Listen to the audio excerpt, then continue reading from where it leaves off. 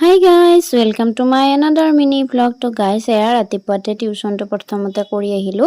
তাৰ পিছত এয়া আজি যেহেতু বিশ্ব পৰিৱেশ দিৱস তাৰ উপলক্ষে এটা গছপুলি ৰোপণ কৰিব লৈছো। যেহেতু প্ৰতি বছৰে এনেকৈ গছপুলি ৰোপণ কৰো, সেয়েহে এইবাৰো মই মোৰ দায়িত্বটো পালন কৰিলো।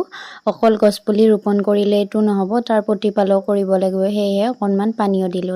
বাৰু এইবাৰ অকনমান মোৰ কৰিবলগীয়া কাম আছিলে, মানে আৰু ঘৰমুচা কামটো মোৰ আছিলে। তো হেয়া সেইখিনি কৰি ললো। তাৰ পিছত এয়া মই ফ্ৰেছ হৈ আহিলো, যেহেতু বহুত গৰম লাগিছিলে। তো হেয়া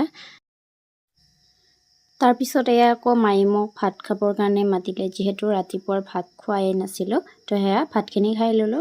বাৰু এইবাৰ আকৌ মোৰ এঠাইলৈ যাবলগীয়া কাম এটা আছিলে। তো হেয়া তাৰ কাৰণে যাবলৈ ওলাইছো আৰু মানে বিশেষ এটা কাম আৰু সেইটো বাৰু পিছত জনাম কি কাম। তো আজিলৈ আহিছো, নেক্সট আকৌ লগ পাই আছো।